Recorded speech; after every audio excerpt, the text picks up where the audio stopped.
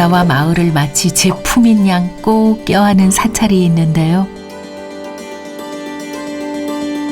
저 너머 한라산 정기가 절까지 닿아서 웅장함을 더하는 곳. 사찰의 기품, 제주의 정취와 하나로 어우러졌습니다. 아름다운 제주의 절 생활이 궁금한데요. 마침 스님들을 만났습니다. 밭에 배추 심으러요. 여기 우리 절에서 밭작물을 심어서 고향 올리고. 겨울 김장을 대비해 이맘때면 하는 일인데요. 농사도 수행자가 지켜야 할 울력의 하나랍니다. 옛날 스님들은 일보작 일불식이라고 하루 이러지 않으면 하루 밥을 먹지 말라 그랬어요. 근데 과거의 스님들은 전부 다 자급자족이에요. 울력엔 늘 주지 스님이 앞장섭니다. 깨달음을 얻기 위해서는 밭으로 들로 나와야 한답니다. 울력이란 수행자에게 어떤 의미인가요? 저는 울력이라는 건 내 주변에 정리를 하는 것 있잖아요. 어지러운 걸, 지저분한 걸 깨끗하게 한다. 그런 의미. 저는 그렇게 생각해요. 절에 살면서 세 가지 해야 되는 게 아침 예불, 그 다음에 공양, 울력. 요거는 뭔 일이 있어도 내가 몸이 아프지 않으면 꼭 참석을 해야 돼요. 도반이랑 같이 일을 하면서 내 마음을 수행해가면서 마음을 닦아가면서 하심을 하면서 같이 이렇게 공동체로서 살아가는 여건을 만드는 게 이게 수행입니다. 번뇌 속가낸 고운 자리에 희망을 심는 일이라 생각하면 울력도 고되지 않다는데요.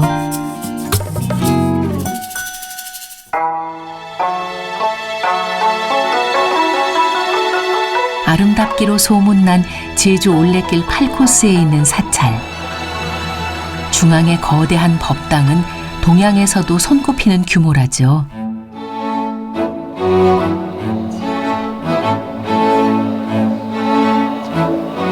울력 뒤에는 꿀맛 같은 고구마도 따라옵니다. 제주도 바닷가 절의 새참이라. 왠지 낭만적이기까지 한데요.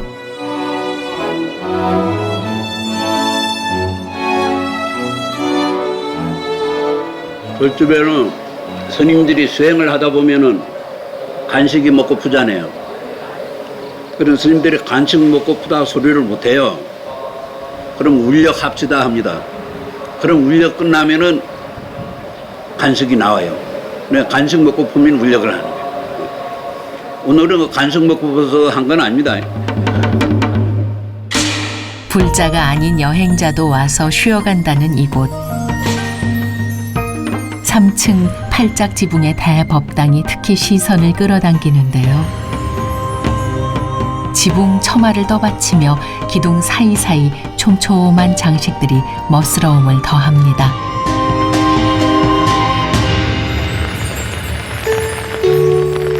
변덕스러운 날씨도 제주에서는 자연스러운 일.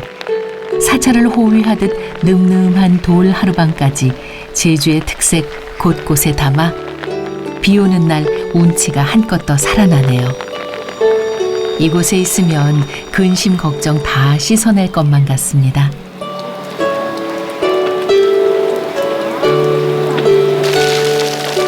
굳은 날이든 맑은 날이든 제 소임을 다하는 것이 수행자의 목.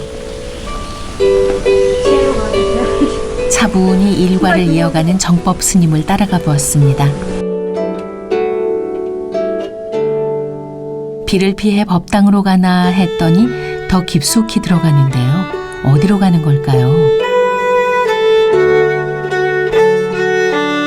기둥을 따라 도니 계단이 나옵니다.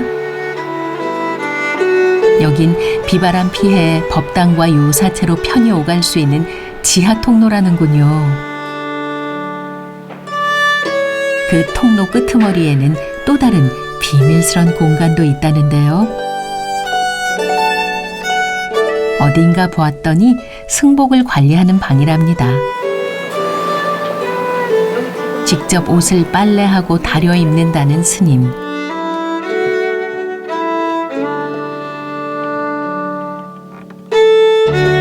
출가 23년째 고된 수행의 흔적이 승복에서도 묻어납니다. 거의 새로 안 사시고. 저 호텔은 버릴 수는 없잖아요. 아깝잖아.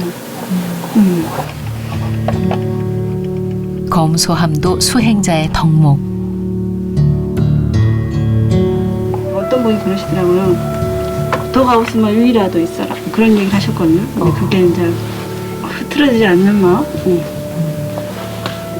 일어난 생각들을 흐트러지지 않게 바르게 하려고 노력을 하는 거죠. 자꾸 구겨지는 마음을 바로잡듯 일어나는 번뇌의 주름을 곧게 펴듯 다림질 하나도 수행이라 생각하며 허투루하지 않는답니다. 늘 맑은 마음을 유지하는 것이 부처님 앞에 떳떳해지는 길이자 불자를 바른 길로 인도할 수 있는 출발점이라 믿기 때문이죠.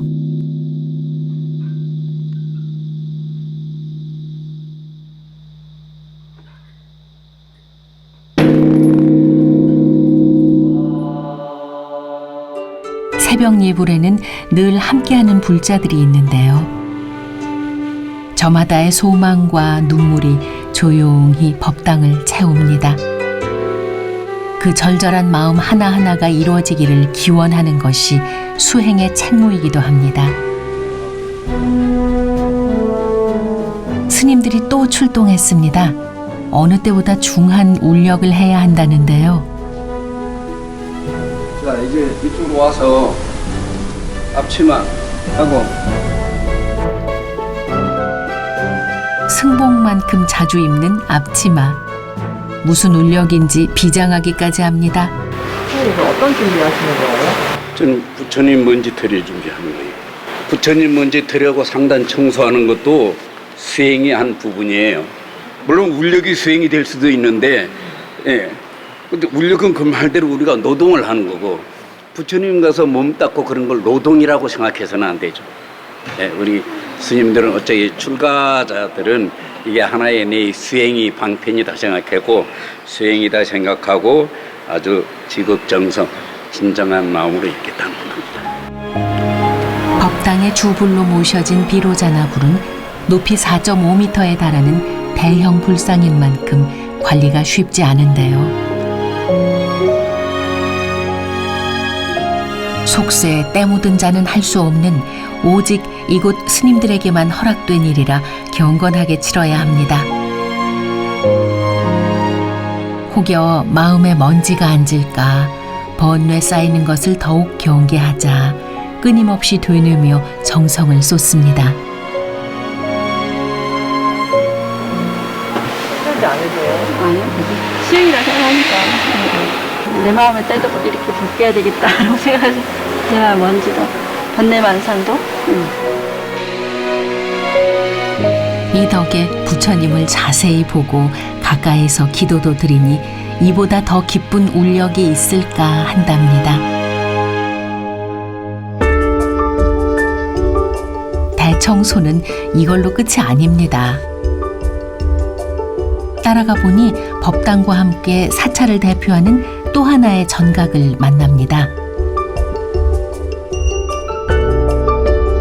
부처님의 제자인 나한과 석가모니 불상을 모신 나한전입니다.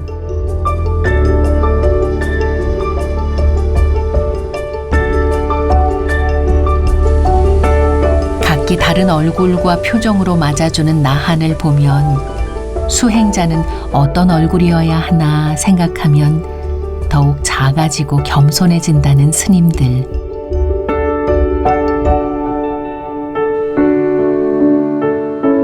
혹여 찰나라도 헛된 생각을 한 적은 없는지 냉철히 돌아보면 한없이 부끄러워지고 어느 때보다 조심스럽답니다.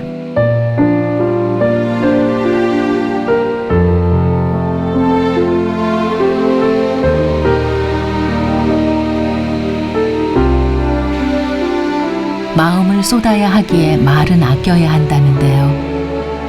부처님이 먼지를 털어내는 거잖아요. 번뇌를 털어내는 거예요. 그런 마음으로 정성껏 해서 닦는 거니까 우리가 부처님 닦고 이렇게 할 때는 아주 지극정성을 해야 되기 때문에 이거를 무건을 해야 된다, 무건. 정성을 들이지 않으면 마음도 닦이지 않으리라. 몸보다 마음이 더 고된 울력입니다. 지칠 땐 바닷가 포행으로 충전합니다. 울력 후 포행에 내면은 더욱 맑아진다는데요. 이것이 제주의 스님만이 누리는 행복. 마음만 먹으면 언제든 가슴 통쾌한 길을 걸을 수 있죠. 지척에 이런 천연의 비경이라니요. 폐쇄된 공간에 살다 보니까 스님들도 스님들 못지않게 스트레스라는 게 있습니다. 그거를 풀고자 이렇게 가끔 나오고 있습니다. 제주도는 원래 아기자기한 산이 없어요.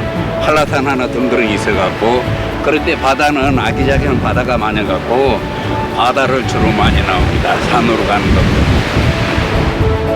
바람은 차도 명상하기에는 더없이 좋은 길. 매번 걸어도 다른 모습의 길, 한결같은 걸음으로 함께합니다. 잔잔히 걷다 보면 뜻밖의 선물을 준다는 바다.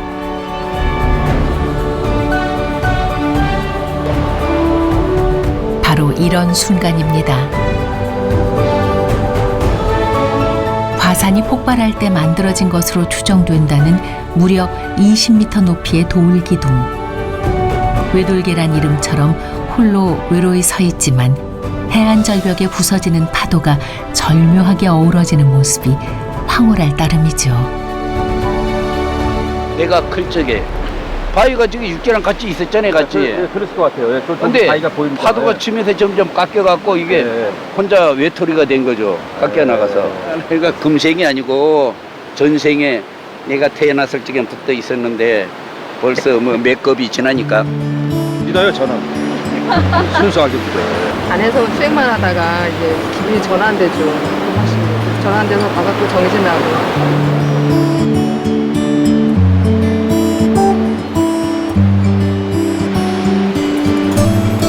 얼마나 깎이고 깎여야 일이 아름답고 고고할 수가 있을까. 수행자의 길도 외롭지만 아름다운 길. 도반과 함께여도 수행은 홀로 감당하는 거랍니다. 모진 바람을 기꺼이 맞기로 했습니다. 이렇게 바람이 많이 불어가지고 더 정신 사납지 않으세요? 바람과 함께 번뇌망상이 다 사라지는 건데.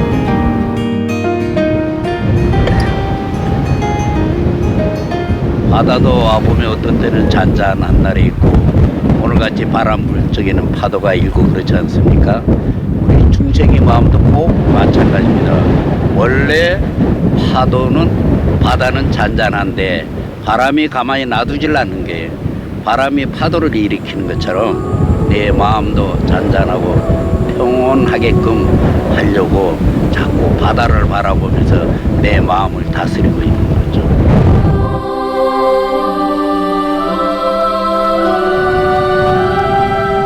스님들은 압니다. 먹구름은 곧 거칠 것이고 바다는 본래 고요한 모습으로 돌아올 것을요.